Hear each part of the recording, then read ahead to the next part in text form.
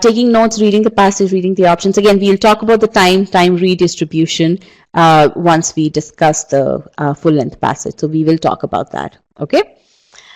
All right. Is there a way, strategy to create notes, summary, or brief? Yes, we do talk about note taking in each of our solutions in the reading comprehension passage, right? So you need to look at those solutions and see how we are taking notes. Now, again, as I said, note taking is a very personal activity, right? You may be more akin to writing long notes. I may be more akin to writing more visual notes, right? More bullet points. So again, it's whatever you are comfortable with. There is no one way of taking notes. Okay, but we do show you the way that so we do demonstrate a way of taking notes in our course, and you can definitely take that way and then suit it to your personal preferences there. Okay. All right. Okay, so again, summarizing what we had read earlier, correct inference is always from the point of view of the author. Correct inference cannot be something on which the author has not given any opinion. Author agrees with the facts since he's a sensible person. Okay, so a fact from the passage can be a correct inference. Okay, which now brings us to the inference question over here. Let's take a look at the first sentence. Xenophobia and let me bring back the poll.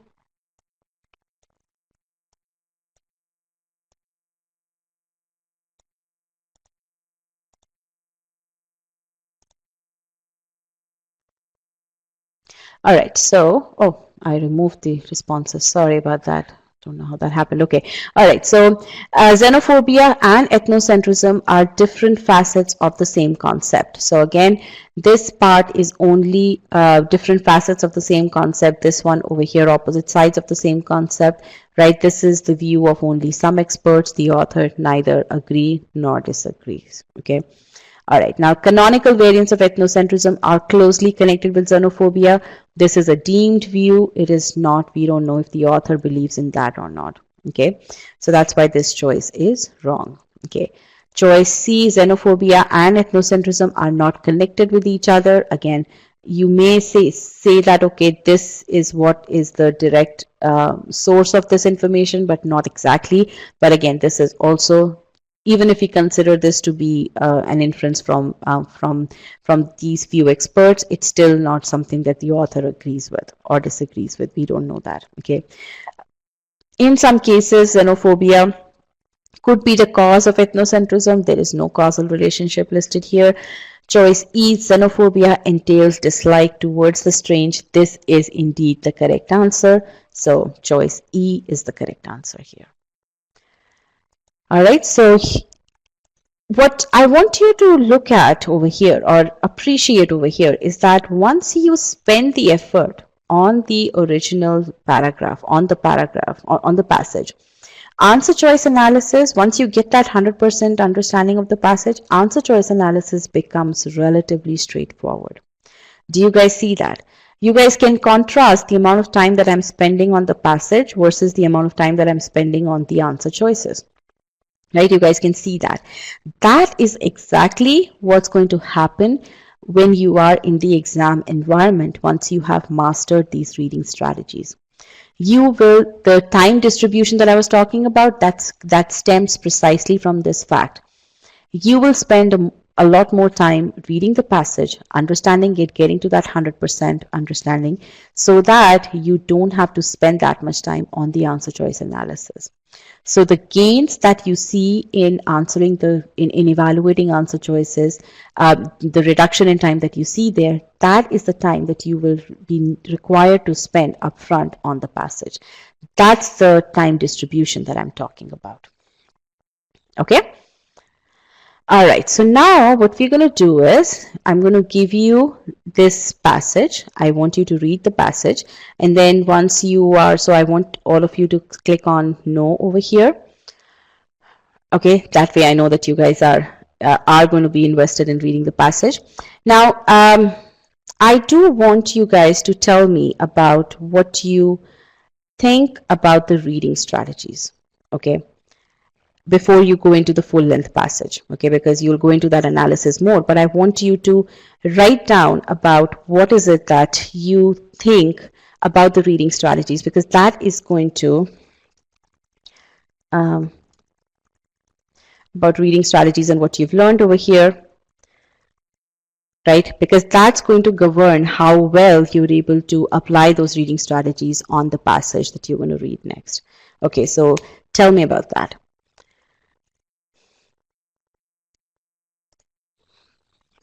And write in more descriptive, because again, this is for you, because you have to reinforce these reading strategies in your mind. So you need to write down the benefits that you see of these reading strategies so that you can apply those strategies in a much more impactful manner.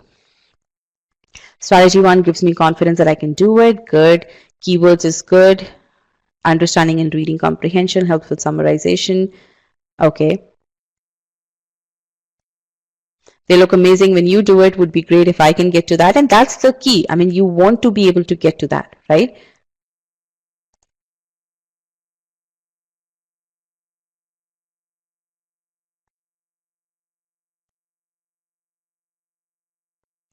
All right, that sounds good. Can you summarize, reading strategies in the poll? Okay, so reading strategies are you need to read pause. Okay, so I do want to do a recap of that. You need to pause as you're reading the sentence, right? You need to not, you need to look at the keywords, pause, and predict what's going to come next. That way, it primes your mind to read and assimilate what's going to come next. And you need to summarize small parts of the passage in your own words so that you take control of the passage. Okay. All right.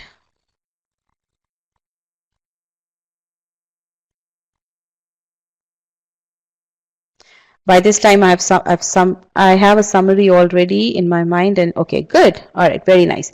Okay, so now what we're going to do is I'm going to show you the passage and I'm going to show you the questions. So after you are done reading the passage, Rajat is going to come back into the session and he's going to give you the questions, and then he's going to discuss the passage with you. Okay. All right, so I hope that all of you would be able to apply the reading strategies very well on this passage, and you'll be able to see where you need to invest your effort in doing further, in building this skill further on in the session. And so that's it from my side. I'm going to show you the passage and I wish you all the very best. Let us know how we can help you in getting you to that 730 plus GMAT score. Okay. All right, so here is the passage. Go ahead and start reading it.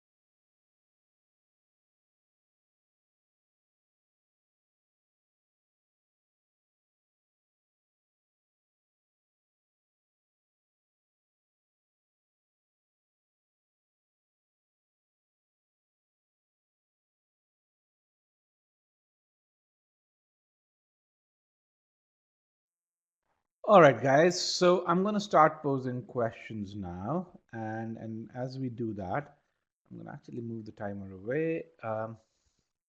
Let me actually make sure that you still have access to the passage. So here is the full length passage over here. Let me remove any formatting that we have in the passage. I'm going to just make the presentation go slightly smaller so that we have a bit more space. How about the voice now? I think the voice should be much better now. Just give me 1 second. And as we go through the questions, this should give you a bit more real estate. And the notes pod, you can scroll up and down. I'm gonna hide this. Here is your first question. We're going to go through all the questions one by one. Here are the poll choices. Here is your first question.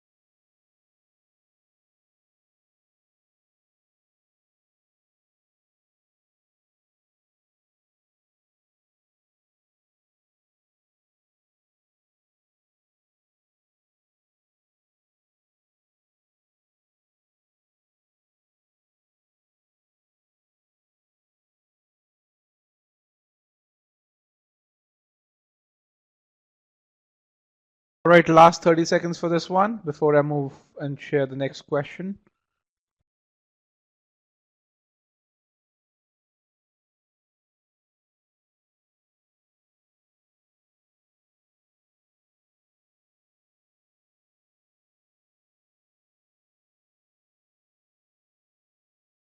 Five, four, three, two, and one. Let me end the poll. I'm gonna hide this one. Here's your question number two, the poll for question number two. And here is the question.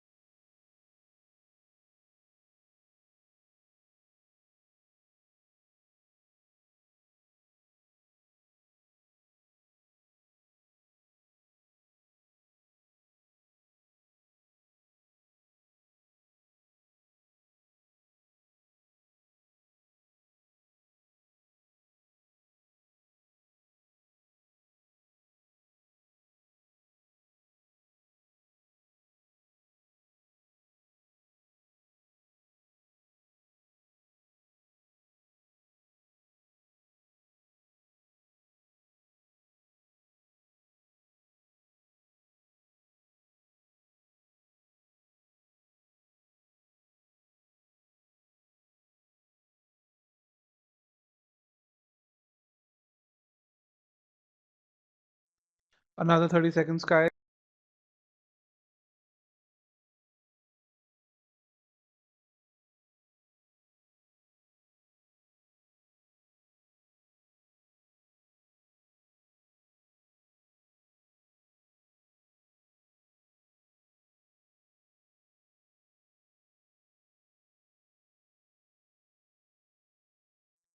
5, 4, 3, 2, and 1.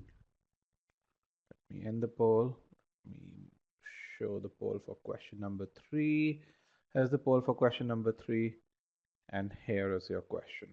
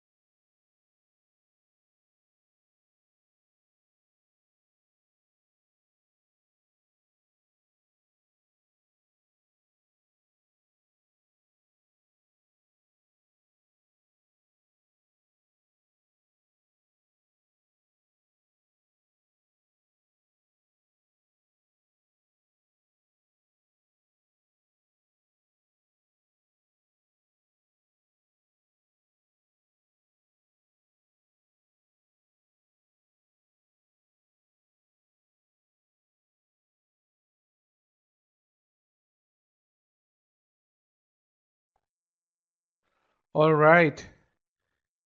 5. Oh, I'll give you a 15-second warning. 5, 4, 3, 2, and 1. Guys, I see 160 out of you participating in these questions. I mean, I have about 240 people here still. So I'd appreciate if I get more responses. Let me end the poll, hide this. And then here's your question number 4. Let me give this a bit more real estate. Here is the question number 4.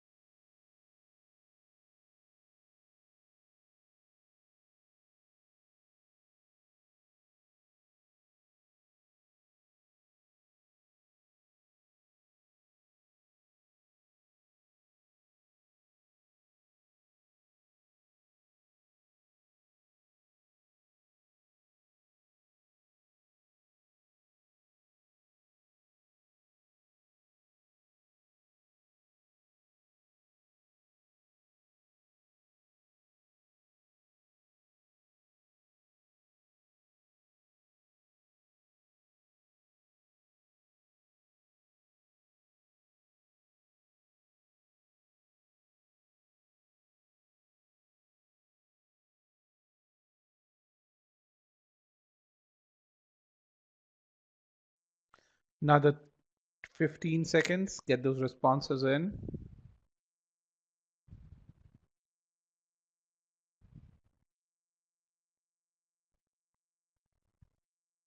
5, 4, 3, 2, and 1. And here is the last question. Let me end the poll. Hide this, and here's your last question. And yep, good luck, guys.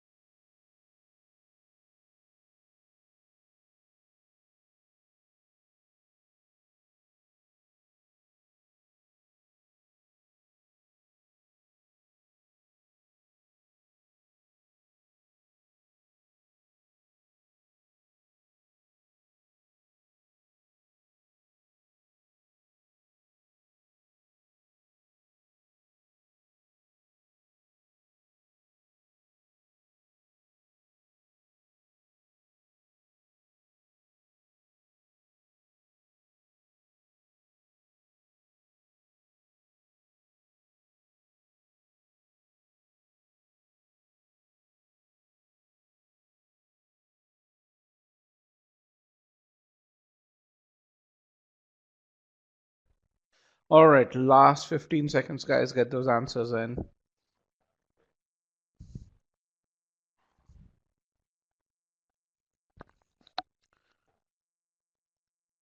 5, 4, 3,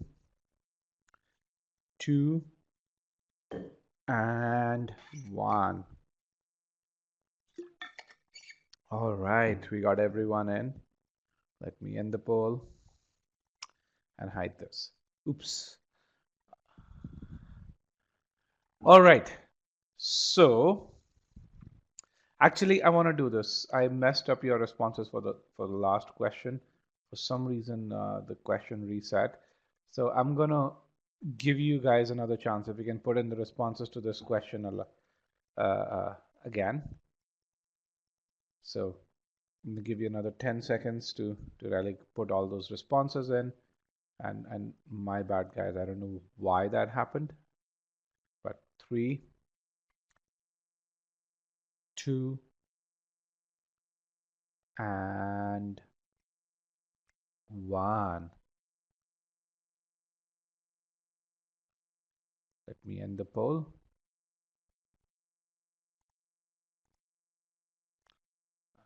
Hide this. So I'm going to share the responses one by one, and uh, and so you guys, this was a difficult passage from the official guide. This is an official passage. The first two passages or paragraphs, essentially, those weren't passages. This is truly a usual size passage. Uh, uh, this one, those were smaller passages. This one's a difficult official passage, and I can really see the performance improving. For example, the primary purpose of the main idea question, 60% of you got it right, and as Shamoon really says, that it seems that we are already getting things. That's good to really see that. So uh, we'll really talk about how many questions did you answer correctly. But one thing that I want to make sure that we do is, you guys read the passage, and there are a few observations that I had as, I looked at the pattern in which your answers were coming in. And those observations were that uh, uh, that essentially with question number 3, question number 4, what started happening was many of you were answering questions a lot more quickly, uh, kind of illustrating the point that as you comprehend the passage, your speed to answer, the time to answer questions goes down, your speed goes up, which is the point that Payal has been talking about throughout this webinar. You understand, you use the reading strategies to improve comprehension. Yes, you may take slightly longer to do that, but once you have that, you don't need to go back to the passage to answer questions again and again. So so let's kind of see how we read this, and as I read this, uh, you should really recall how you read the passage, and what's the difference in how you went about doing it versus how I am doing it. Okay, so the first thing you see is FNM assert. So when you read this at FNM assert, what's really clear with this is that it's not the author's opinion, it's someone else's opinion. Whose opinion? FNM's opinion. Assert that medical research could be improved by moving toward a larger, simpler clinical trials of medical treatment. So per FNM, there's an assertion, a proposal which is saying, hey, as you go towards larger and simpler clinical trials, you could improve medical research. Then you see another word, currently. Okay, so currently means what's the current practice. Researchers collect far more background information on patients than is strictly required for their trial. This is something that the author is saying. Uh, okay, currently there's too much data that's collected, and then what's the purpose? And I'm going to actually hide this part over here, and and bring in a short answer pod over here. What is the purpose of this substantially more than hospitals collect? What's the purpose of this part over here?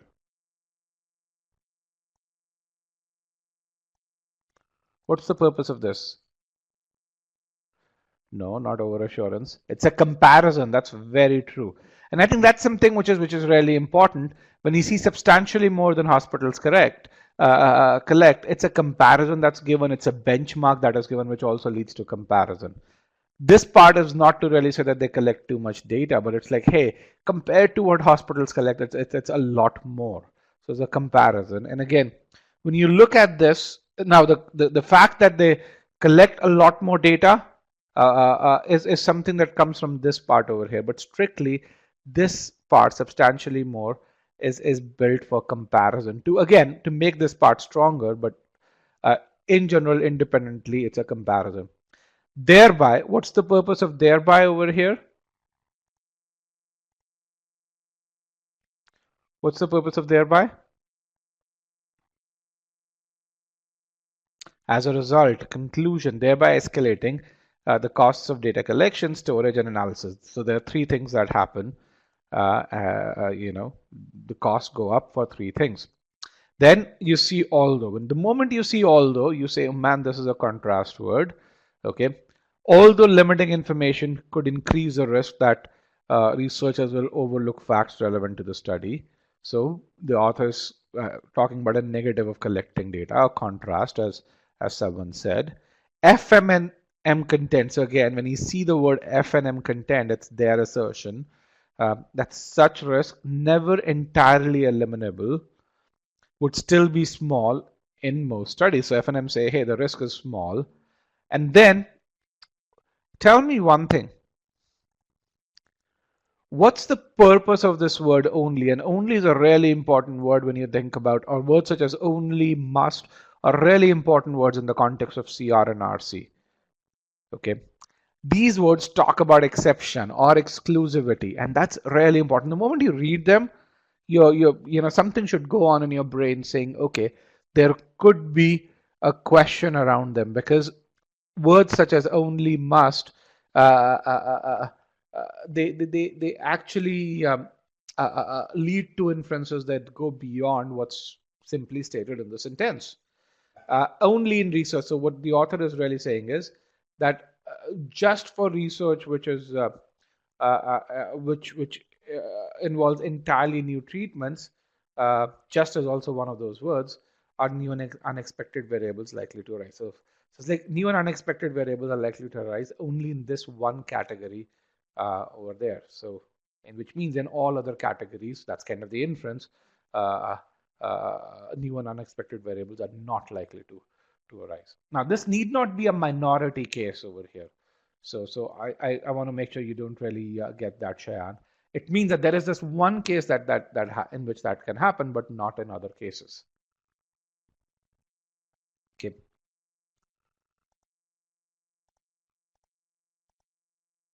Okay. All right. Now, there was a comment over here. It says, Agam says that on GMAT the difficulty level is medium. Yes, on GMAT very few people, or people who are super confident, mark their answers. As per the official guide, which is what the true difficulty level is, this is a hard question. All right. Let's go over there. Let's go to the second paragraph. FNM propose. So then let's go over here. So then there's another proposal. Second proposal that's coming, propose not only that researchers limit data collection on individual patients, but also that researchers enroll more patients in clinical trials. Okay, let's kind of pause over here. I'd pause over here. So this, when I see this, I see, okay, the second proposal coming my way, and this proposal is by FNM. What they're really saying is, hey, collect less data, enroll more patients. That's kind of the second proposal over here. And then there's a conclusion, thereby obtaining a more representative sample of population with the disease under study. So as an outcome of this, you're going to see a more representative sample of the disease. And then currently what happens is the study includes participants, only those which has this particular disease. Okay. Again, who have no elements besides those being studied, also uses the word, is another way to really say only. A treatment judged successful under these conditions can then be evaluated under ideal conditions. So this is a two-step process. What currently is followed. Okay. So when you look at this and you summarize this, you say, hey, the author talks about the benefits of larger trial and how that larger trial is going to be different from how the work process currently is. Okay, let's move on. And then the author continues his chain of thought, or the passage continues, broadening the range of trial. Again, FNM suggests, still this is a suggestion by FNM, would enable researchers to evaluate. Evaluate means define the pros and cons. Always remember that. The treatment's efficacy for diverse patients under various conditions. Okay, so again, benefits of evaluating, a larger set of trial participants, and this, so one is treatment's efficacy for diverse patients. The second is to evaluate its effectiveness for patients. So there are two advantages that are put in, and then there is an instance of that is put in as well to really say how could one of those advantages come out. Okay, so that's your summary over here.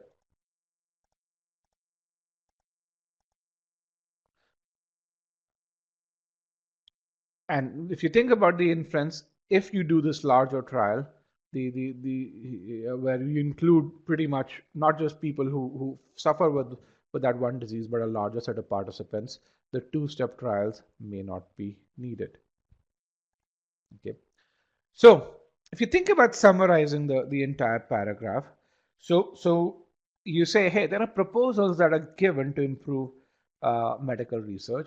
One of them is to go for a simpler trial, which is to collect less data. The second is to go for a larger trial to obtain a much more representative sample of the total population over here. And then we get we explain both those trials are both those proposals are described, and the benefits are also outlined over here. All right. So that's kind of your paragraph summary that I would take from this. Now let's get into the Q&As over here, or the question and answers. Just clear this. Again, this is how you guys did with passage. With question one, 60% of you chose option D. And question one is the main point passage. And I look at this and I really say, okay, first one is, both of them are proposals to improve medical research. The first one is, hey, collect fewer variables, do a simpler trial. The second one is do a larger trial over here. And what I would really say is two proposals to improve medical research. Those proposals have been explained. Now, you look at the answer choices over here, and choice D is the correct one. All right. Now, when you think about choice A, if you've chosen choice A, it talks about the accuracy of the trials. Okay. And and and um, and it's not identifying two practices; it's proposing two practices. That's what the author is doing. So when you think about this, uh, both these parts are wrong, and because of which choice A is wrong. Now let's look at choice C. So what's wrong with choice C? What is wrong with choice C? Can you guys tell me?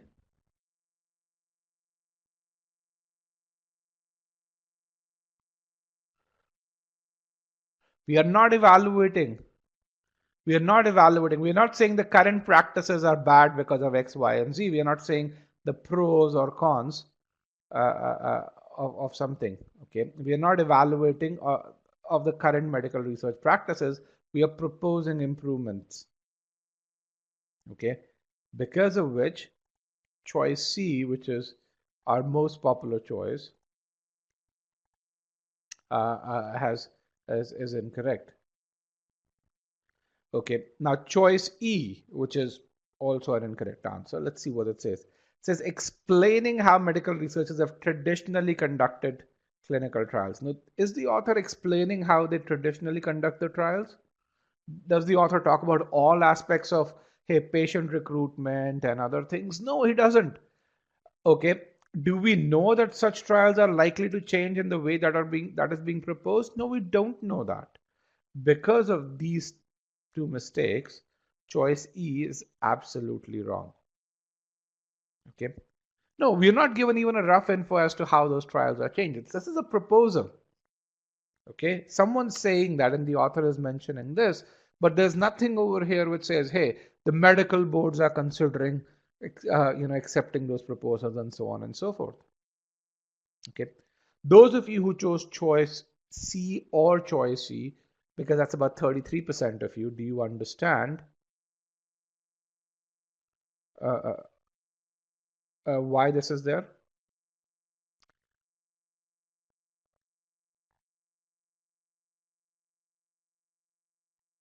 Let's look at this.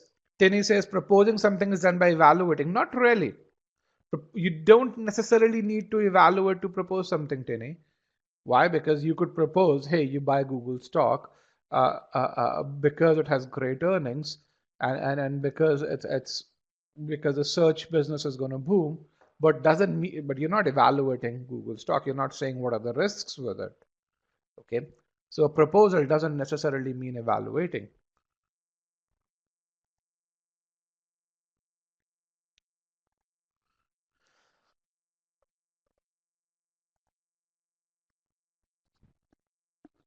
Does that help, Tini? Abhijay says, can we eliminate? Please, guys, put the question in the Q&A part, please. Okay, Abhijay says, can we eliminate C because the author doesn't agree that these are shortcomings? Yes, and again, the thing which you have to really say is the purpose of the passage to talk about the shortcomings of current practices, or is the purpose of the passage to talk about, hey, how can the current practices be improved? And to some of you, this may sound the same, but it actually is not. And let me explain this to you. Now, think of it, you go to your boss for an appraisal, all right? And your boss really tells you, hey, Tinny, you're doing really well in these areas. And last quarter, I truly liked what you did this, what you did that, how you approached a particular project, and so on and so forth. And then he really says, hey, for the next steps, I would like you to work on improving these skills. Is your boss telling you about your shortcomings when he gives you that appraisal? Is the boss telling you about your shortcomings, or is he telling you this is how you could improve? He's not telling you about your shortcomings. He's not saying you did that wrong. What he's saying is these are areas of improvement which make next logical sense. So that's a difference, and that's something you need to recognize. Areas of improvement. In that case, this boss did evaluate your performance. Not in this case. What I'm trying to tell you is an improvement doesn't mean shortcoming. Okay. In this case, there was no evaluation, Jenny. A proposal is not always an evaluation.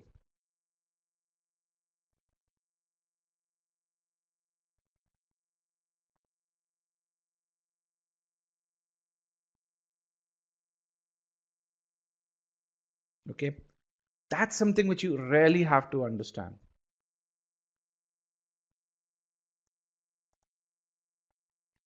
It's not just the evaluation. The passage doesn't focus on the shortcomings of the current practices. The package focuses on how can the current practices be improved going forward. And that's a very big distinction, is what I'm trying to really tell you. Okay. That's a very big distinction. One. I hope that helps you.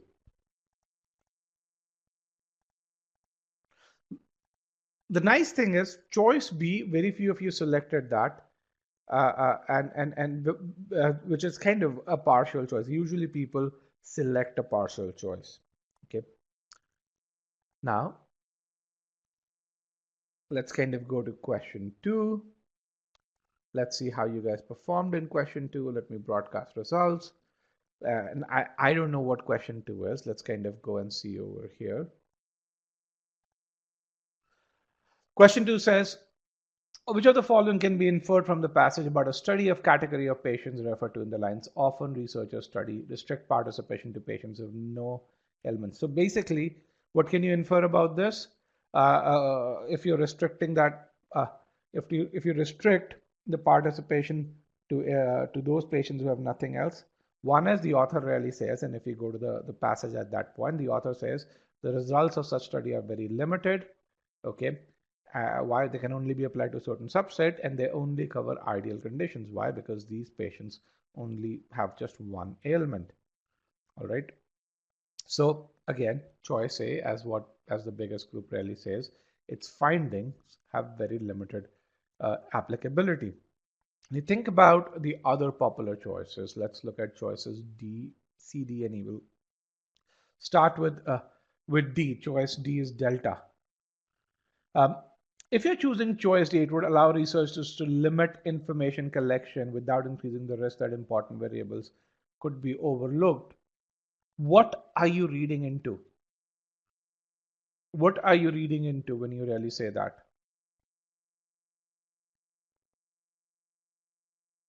Is data collection even discussed in this context over here? Is data collection discussed in this context where you have these ideal set of patients? No, it's not discussed. Data collection is discussed in the first paragraph in the context of cost savings, not over here. So that's where you're thinking too much. Okay. Let's look at choice C. Choice C says it would be the best way to sample total population of potential patients. Uh, Actually, it's just the opposite. That's just the opposite over here. Why? Uh, uh, uh, uh, because this study doesn't sample the representative uh, population. Choice D, data collection is not discussed. And choice C, its findings would be more accurate if it concerned treatment for a progressive disease than if it concerned treatment for a non-progressive disease. Does the author give you any information about, hey, this treatment in context to a comparison between progressive and non-progressive? Does the author tell you anything in this paragraph with regards to recruiting an ideal group and the impact of the studies with regards to progressive and non-progressive? Is it not just here, anywhere? Does the author tell you what is progressive versus non-progressive? No, not in the passage at all. Nowhere does the author tell you that. Again, for those of you who are still concerned about this, let me just share the passage with you and focus on the part. Let's kind of go over here. The value of a treatment for a progressive disease may vary according to the patient. This example that's been told over here, okay, it tells you for a progressive disease. It doesn't tell you for what's the value for the smaller group for a non-progressive disease.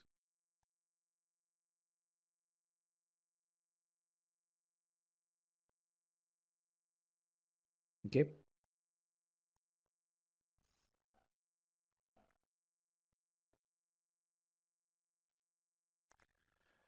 So here is what I would like to really say. Again, please guys put the question in the Q&A pod, Madhur. Okay, Q&A pod is the pod below the presentation for those of you who don't know. Um, so progressive disease is to talk about the advantages of of honing in uh, uh, of selecting a larger group of patients. Okay, so Falak has a great question. So where Falak says he talks about progressive disease in the last example. So let me uh, get a new notes pod, and this is something that I do more in the context of critical reasoning. But since you have the question over here, okay, let's kind of get the results over here. So example that is there. That's really says is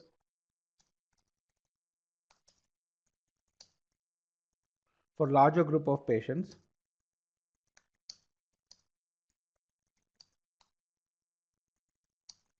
would be more.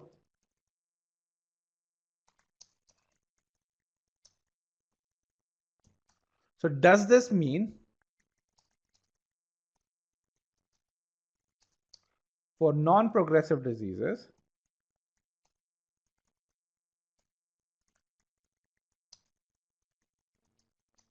the findings Findings for limited group, more accurate. Okay, does this automatically mean, are we told that?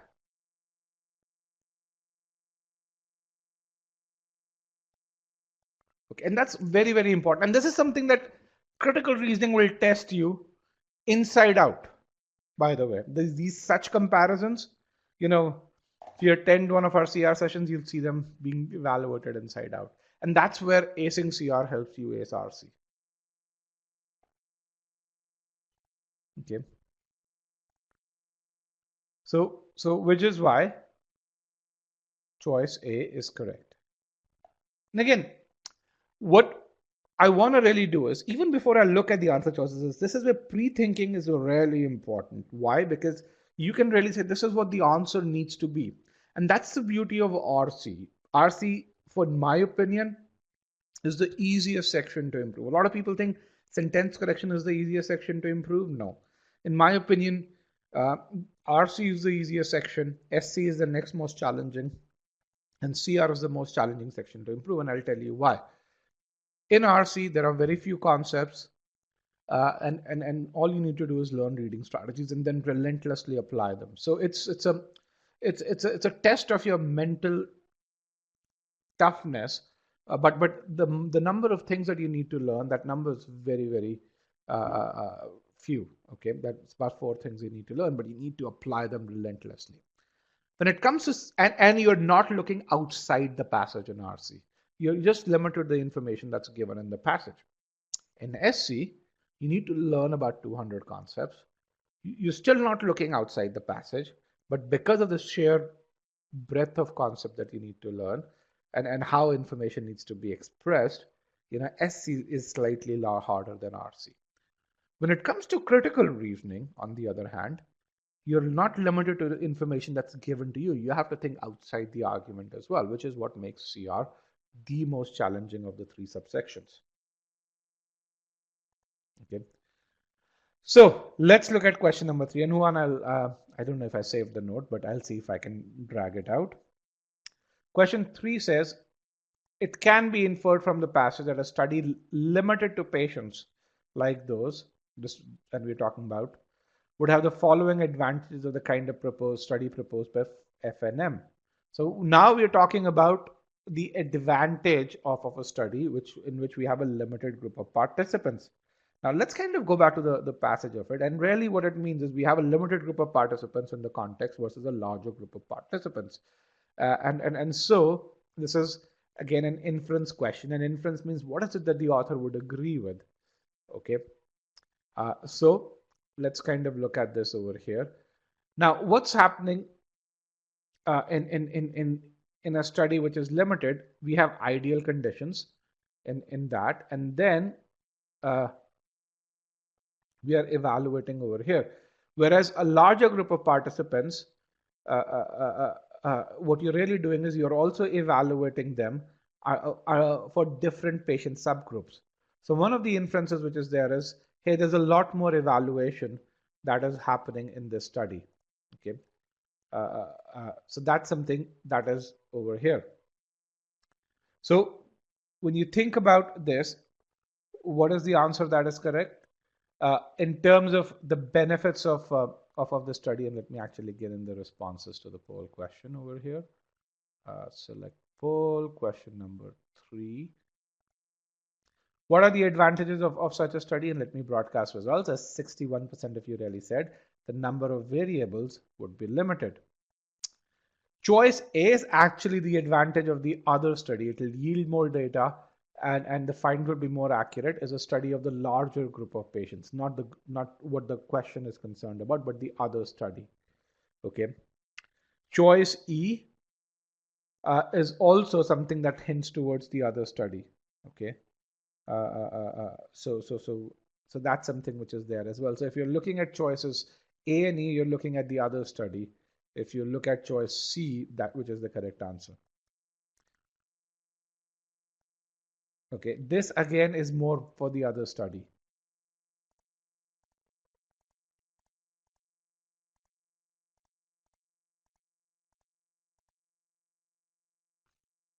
All right, most of you got this right. Again, the nice thing about this, 61% of you got this right, which makes me really happy. Again, this is a 700 level question, remember? So, all right, now let's go to the fourth question. Why does the author mention patient's ages? And I think this is another question that many of you got this right, and because this again was a simple purpose question. What's the purpose of this being there? 70% of you got it right, so I'm going to quickly move forward. Why does the person mention people's ages? It's an example, an illustration of how by recruiting a larger group you're going to get higher value out of it.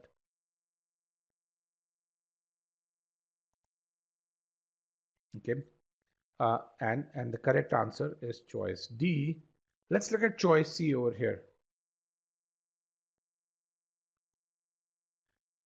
Indicate why progressive diseases may require different treatments at different stages. We're not talking about different treatments over here anywhere in the passage, actually. All right. And when it comes to different treatments, it's actually a slightly different context which is there. Okay. Then choice E, and very few people. Now, the thing which is there is choices B and E. What you really see over here is they are written to trick you guys. Now, since you guys read the passage well, very few of you have chosen uh, uh, uh, chosen choices B and E.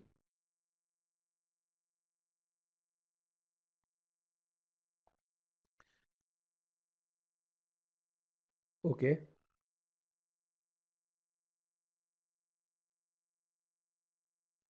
Falak says D is not correct. Falak, can you please explain your response? Or I think maybe this is something that you're talking about the last question. I'm going to move forward with regards to the last question. But the last question is something that confused a number of people. And this is what I call as a split theory. The last question is also, if I remember correctly, it is what we call as a global inference or a global detail question over here. So let's go into question number 5. And when you think of this, according to the passage, which one of the following describes the results in which researchers generally conduct clinical trials?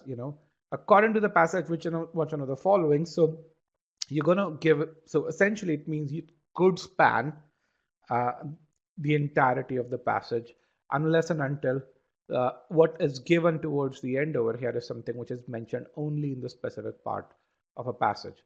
Uh, okay, which one of the following describes the result of which researchers conduct clinical trials? For me, the way researchers generally conduct clinical trials, they collect a lot more data, but that's which increases costs, so that's a result. The other is their findings in the initial uh, part, they could be too limiting. Okay. And I'm going to give you the PDF, guys, so don't worry about it.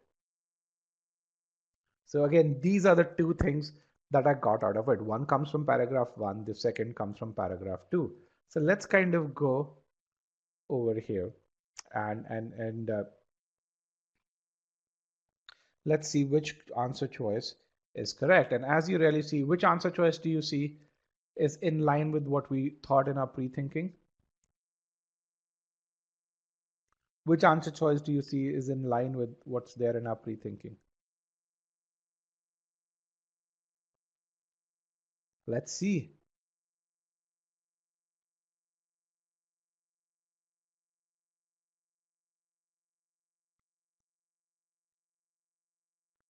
Okay. All right. Let's kind of go through this. I'm going to end this poll. And I see some really good responses over here. I'm going to start with choice C. Choice C, which is the most popular choice over here. They avoid the risk of overlooking variables. What do F and M say? Can the risk be avoided entirely? Do you see this never entirely eliminable over here from research? No, the risk cannot be eliminable entirely. So can they avoid the risk of overlooking variables? No, not really. Choice A is correct. Okay. Uh, choice C is not correct.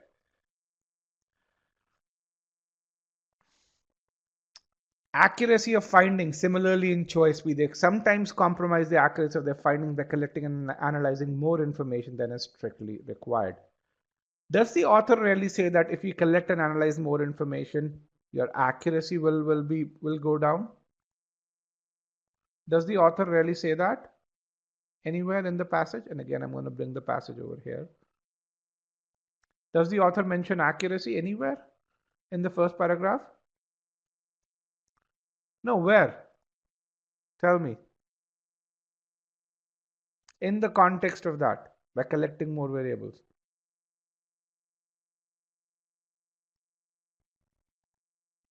Falak, where does it say?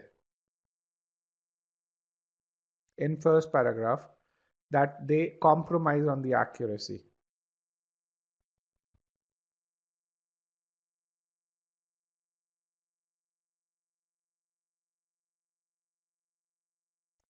Although increasing limiting information.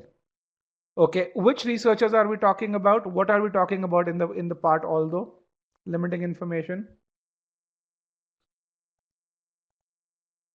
Falak and who are Vyom? Which what method of research are we talking about? The current method that the researchers currently use or the proposed approach in the part although? FNM method. What is the question talking about? The FNM method or the way researchers generally conduct research? Okay. Do you understand why choice C is wrong?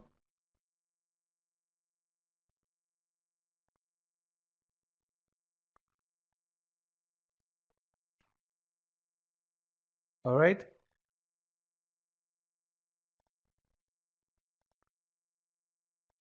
And which is where choice D is also wrong.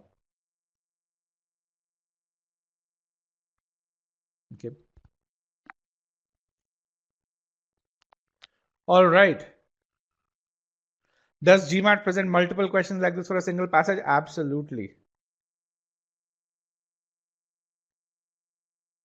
Choice A says they good question. They expend resources on storage of information likely to be irrelevant to the study they are conducting. Okay. So when you look at this over here, what the author is saying is currently researchers collect far more background information than is strictly required. Let me just bold this part over here. This is what author's opinion is, than is strictly required for their trials, which means information that's irrelevant. If it's not required, it's not relevant. Okay. Brandon, does that help you?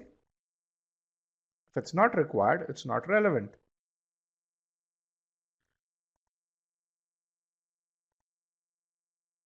Perfect, Brandon.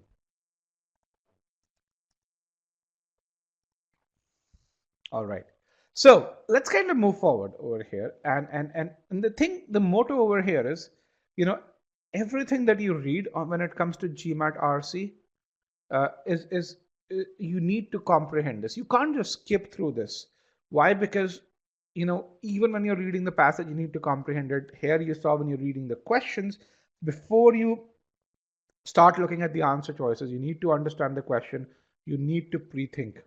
All right. If you're not doing that, you're not doing justice to your preparation. You're wasting time. You're wasting your intellect over there. Okay.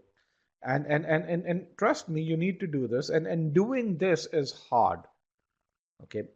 And if you don't, but if you don't do this, you don't get into top B schools. And that's the reason why 90th percentile is 90th percentile, 99th percentile is 99th percentile. It's not about people who get to the 90th or the 99th percentile. They actually have superpowers, or they're superhumans. It's just that they focus on building these core abilities. In fact, most people who get to a 740, 750 score solve far fewer questions than people who get a 650 score. Why is that? Because they spend a good chunk of their time learning and perfecting these methods. So to hit that 90th percentile in RC, you need to master the method of reading slowly, and you need to really know where you need to focus your energy. Someone was asking me earlier uh, as to what is it. Uh, uh, uh, uh, uh, so someone told me, hey, my accuracy in NCR has improved, but I'm still taking about 3 minutes to answer questions. So one of our students who was there in this webinar, probably still there, said, hey, my accuracy has improved to from 40% to 80 plus percent, but hey, I'm still taking 3 minutes. Now that's a great thing. Your accuracy is improved. If you want to fix that time to answer questions from 3 minutes to 2 minutes, 10 seconds, let's get the data. Once you have data as to where you need to improve, you can fix anything in the world. Okay. So some of you may be, and how many of you are surprised saying that, hey, e-GMAT seems to be saying read slowly in a test, that's a time test. And it's just something which is very counterintuitive to what we've heard.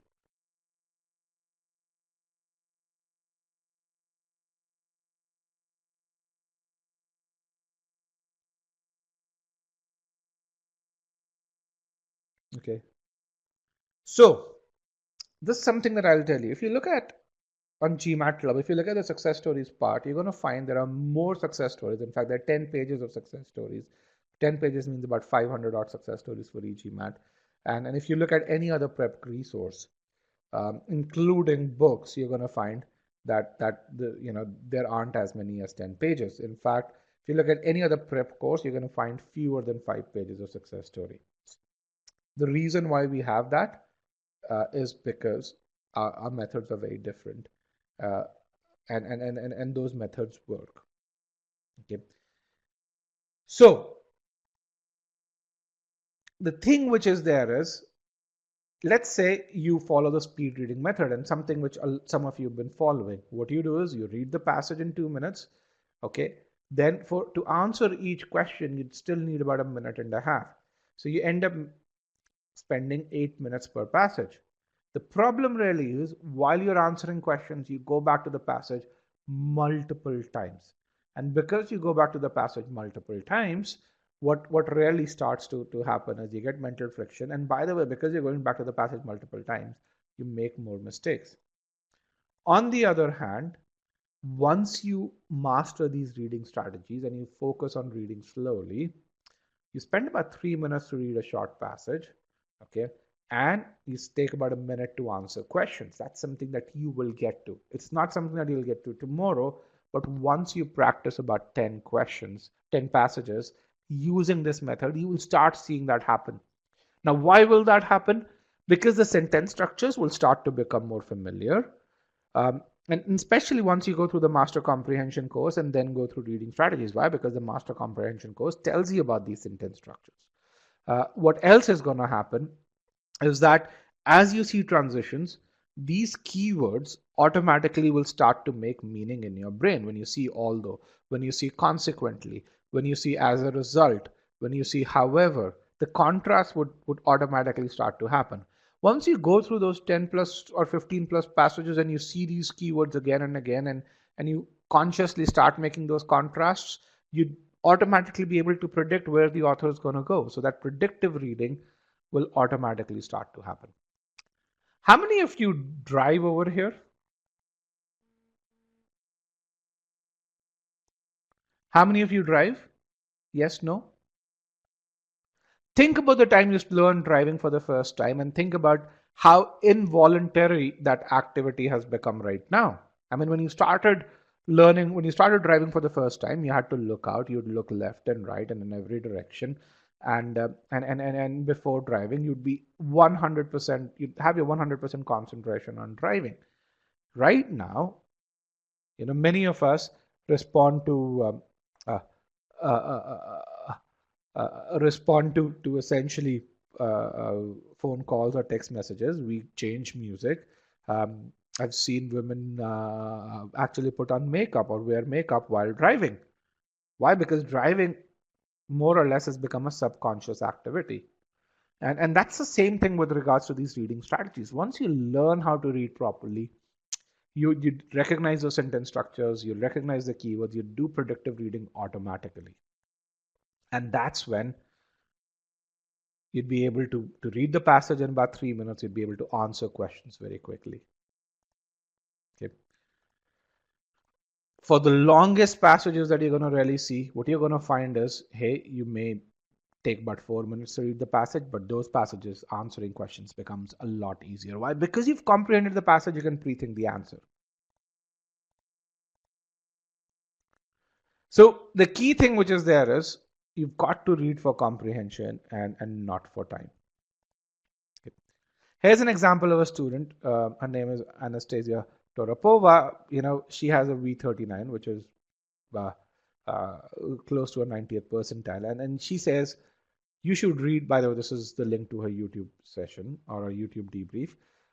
Says you should read all the text, not only the first and last sentence of each paragraph. As long as you understand the whole paragraph, it takes only 30 to 50 seconds to answer. Okay. And she says, read to understand, analyze each part of the information, and read with what we call as the SC hat. And that's why, once you go through master comprehension, then sentence correction, then you go through CR or RC, RC becomes so much easier. Okay. Nishant, the guy we talked about, who's a Columbia admit, improved from 570 to 740. So for those of you who are low GMAT scorers right now, you can really see there's hope. He says, what you have to realize is that you have enough time to cover all questions. Do not stress. Take 3+ minutes to read, understand, and comprehend a short passage, and 4+ minutes for a long passage. This initial investment of time will help you answer RC question in 45 to 60 seconds flat. Okay. And that's something which is really, really important. And this is Nishant. If you look at his debrief over here, you can look at how much time he spent on a per question, which is, if you think about 2 minutes per question, is 8 minutes per passage, which is what we talked about over here. So if you go to his debrief, you can download his ESRs, and you can really analyze how we went about solving questions. Okay. Here's a success story of an IDES or an IAS officer who struggled to improve his GMAT score, but as he started following these strategies, was able to improve to a 760. He just got an admit in Kellogg. And before reading strategies, he had a V27. And he says, in case of reading comprehension, I was forced to read the passage multiple times. Okay. How many of you do this? How many of you read the passage multiple times? Okay, this is what he used to. So this is a classic symptom that you've not done the comprehension well. And with a V41, which is 94 percentile, he says, hey, in CR and RC, the need to read and reread went down. So how do you go about doing this?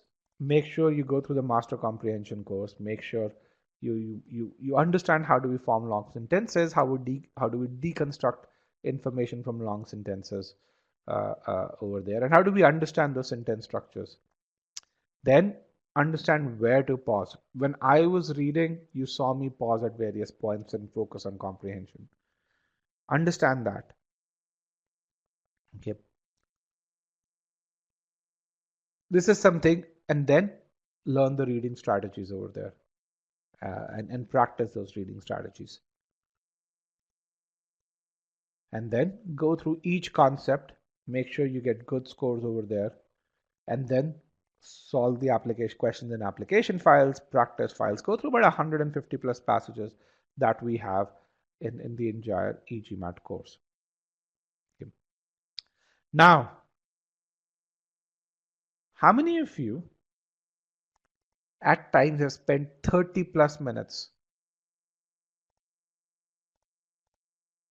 So again, these are the various files that you really see, which are just the learning part of the course. The practice part of the course is twice as comprehensive. But how many of you have spent 30 plus minutes reading a single passage?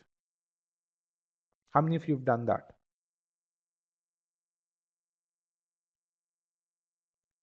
When Pyle and I started learning for the GMAT for the first time, when we started building our RC course, that's what we did.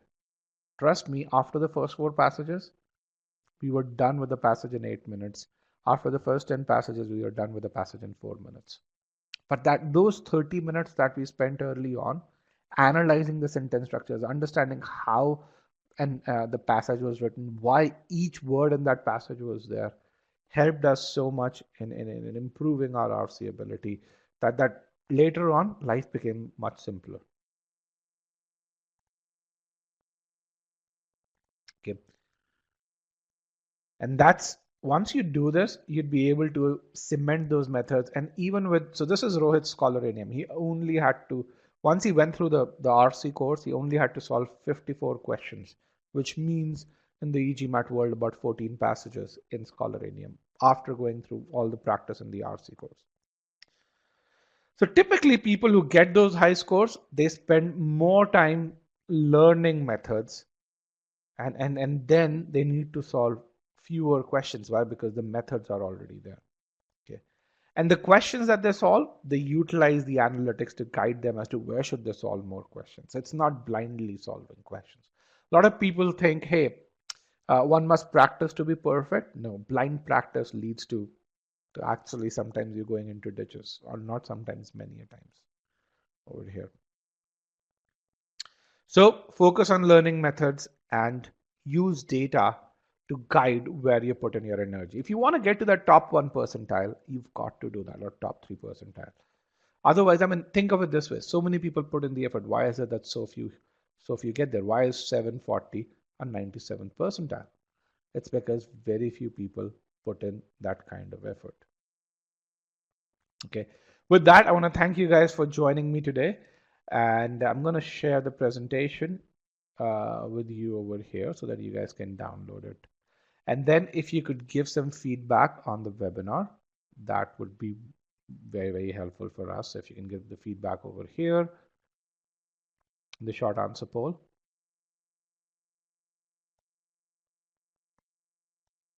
Okay. And last but not the least, if you still have questions, I'd be happy to answer those questions.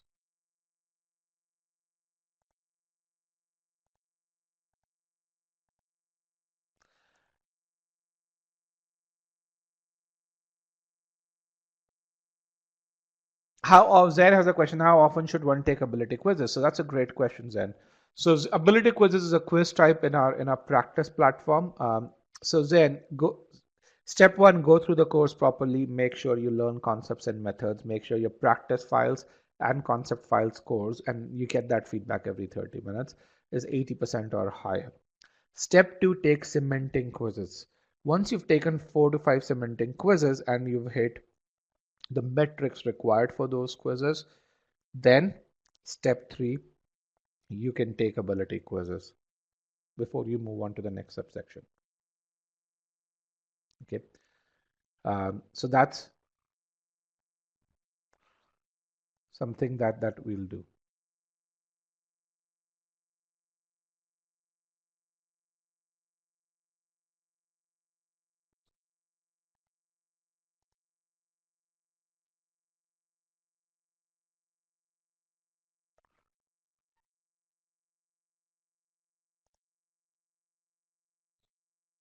Okay.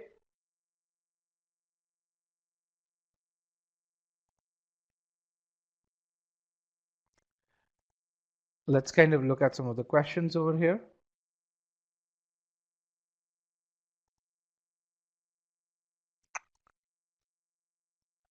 How to download session PDF. So select the file and download it over here. If you are on a cellular client, you may not be able to download it. That's something which unfortunately is a downside of that, but we'll send the same thing. We'll send the PDF and with the recording as well. Do we have some future sessions for quant? We do. So if you log into e-GMAT.com, you'd see we have a session on algebra, which is next week, couple. So if you log into e-GMAT.com tomorrow, you'd be able to register for that. And then again, let me just talk about future sessions. We have a quant workshop tomorrow, by the way, which is so you can register for the same over here. Uh, and then we have a CR webinar next week. Do you recommend doing OG first or Scholaranium questions first? I would recommend doing Scholaranium first. Do the cementing quizzes in Scholaranium. Get the feedback over here. We do have a webinar for sentence correction. We do have multiple lessons for sentence correction also on our YouTube channel. Um, yeah, so we have a webinar. We do plan to have a webinar for sentence correction next week. Sorry, not next week, the week after that. So in 2 weeks. You can also watch the recording for that on our YouTube channel. Abhijay says, yes, thank you, Abhijay, uh, for this. For the question. Sandeep says, is it a good verbal strategy to focus on first 26 questions and then do only half of the remaining questions properly? So here's something why this question has come up. Well, the reason why this question has come up is because in certain ESRs, and this is a true factual piece of information, that the first 25, 26 questions, if you do them really well, the last few questions don't matter a lot. Why? Because you're already getting very difficult questions over there. Now, the inference from this, what people take out of this is that, hey, if I have those hour and 15 minutes, I'm going to spend that time only on the first 26 questions. Why? Because that increases my probability to get those questions right. And that inference is wrong. Why? Because what happens is, when you think about the ability to solve a question, each one of us has what we call as a sweet time to solve a question correctly, which is what we call as our tuck time. Now, if you take longer than that time to solve the question, then what happens is our accuracy to solving a question doesn't increase. So if you spend way more time on the first 26 question, your likelihood of solving that question will not go up. The only way you can increase your probability of solving that question correctly is if you build the ability. Without ability, timing has very little value on the GMAT. So yes, if you have that 90th percentile ability, you can probably limit your focus on the first 30 questions. But don't think spending more time is a proxy for building ability. Abhijay, does that help answer the question that you were trying to get solved? Yes, and that's a very important piece. Don't think because of that observation, the conclusion is, man, I'm going to spend a lot of time, which means I'll be able to answer difficult questions correctly. No, you won't be if you don't have ability. By the way, if you have ability, you will have enough time in the last 10 questions in most instances. Okay, so if you have ability, timing won't be a problem. If you don't have ability, all the time in the world won't help you. You'll still pick the wrong choice. And that's an observation that we've had because we conduct tests with our students. So SC webinar, let me actually send you a link to the recording of the SC webinar. Here is a link to the recording of the SC webinar. So does it mean you do equal time division across questions? I would say focus on building ability. The time division will happen as a natural part. Okay, Pooja, thank you for bringing that question again. Pooja is saying, is it the right decision to go for an MBA program abroad because of this COVID? And the world economy is undergoing all of this recession. And a great question, Pooja.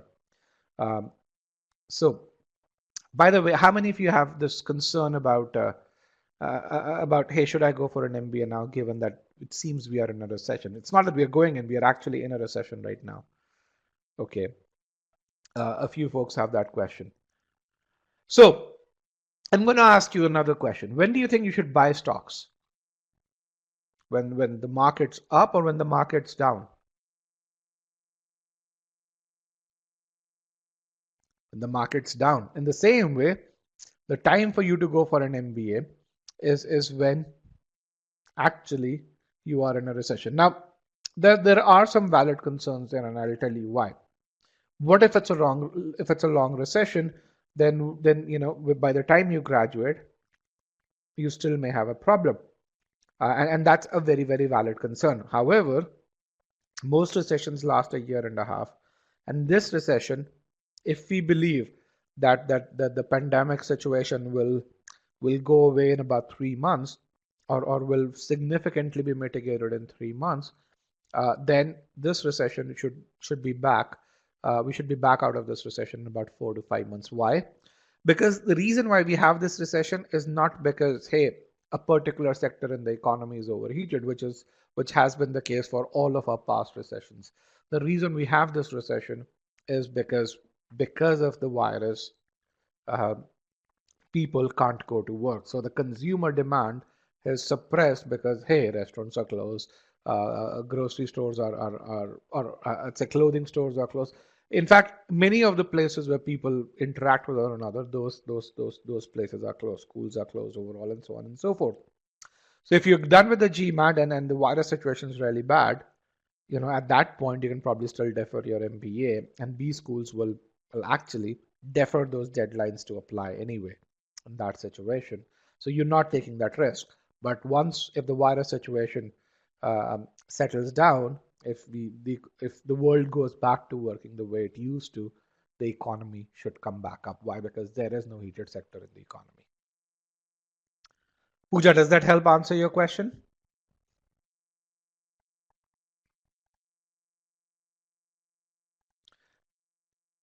Do we provide solutions to official questions? Yes, we do, and we do address any doubts that you have. Should one look for correct answer or try eliminating the wrong answer choices? So first, make sure you do the pre-thinking as to what the correct answer needs to be, and then you should eliminate wrong answer choices for good, solid reasons, both. And by the way, if you do one, the other becomes a very natural exercise. BU, Boston University, is not a tier one school, Shakti.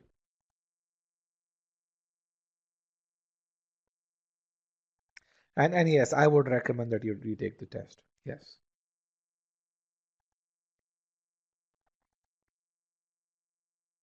Abhijay's question, importance of first 10 questions, the same answer that you had. Should you spend the first 25 minutes on this? I think your question really is, okay, are the first 10 questions more important? Should I spend more time? And the answer is, if you have the ability, timing won't be a problem. Focus on those first 10 questions won't be a problem anyway. So don't worry about tricking the algorithm.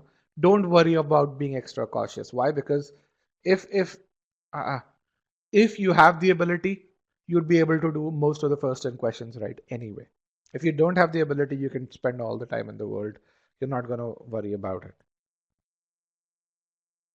You're not going to be able to do anything if you don't have the ability.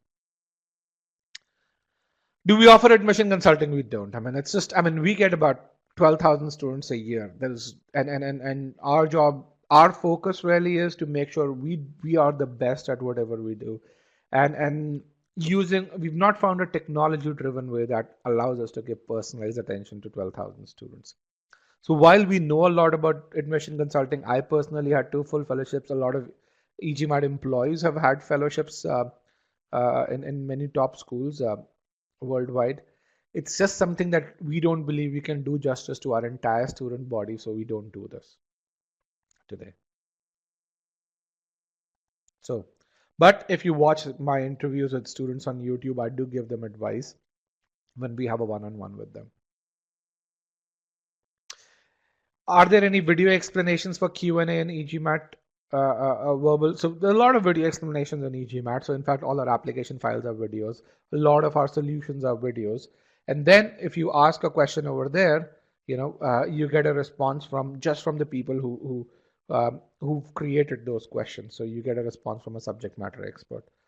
Um, Sometimes, if we feel a video is a much better way to explain, to address your doubts, we will create a video to address your doubt as well.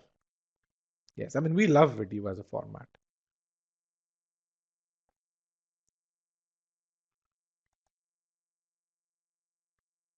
Ahmed, I can show you the last 5 polls. I won't be able to show you what you answered, so I don't know what value that would have.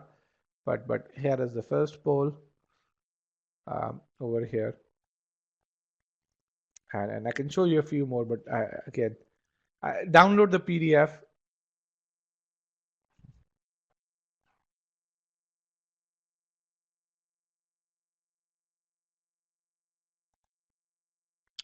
Can you just take the CR and RC courses? No, you can't. It's just our courses are completely integrated. It's not just when you're buying a course, you're not just buying a course with e-GMAT. You're not just learning SCCR or RC. You're also buying the study planning tool. You're also buying the GMAT strategy support. You're also buying all the other things that come with being an e-GMAT student. So it becomes very difficult for us to really just say, hey, you're also buying Scholarinium. You're also buying mocks, which integrate across. Now, if we give you access to SC Scholarinium and you have a doubt on one of the solutions, if you're not an SC subscriber, do we not address that doubt for you and let you fail on the GMAT? No, that's kind of it's against our values.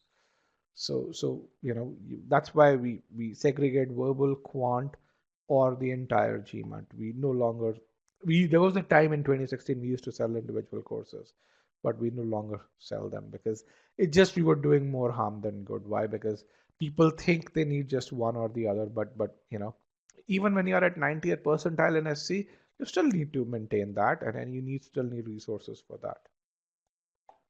Do we offer mock tests? We offer the world's best mock tests. So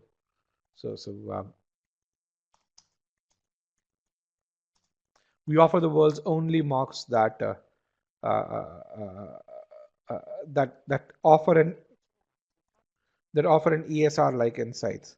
Look at the insights that they provide.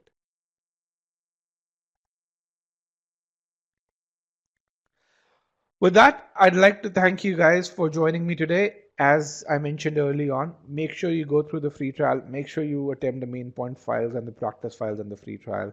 And if you have any questions, you can write to me at rajat@e-gmat.com. Also, if you want to see how to position your candidacy, a lot of you talked about profiles and other things.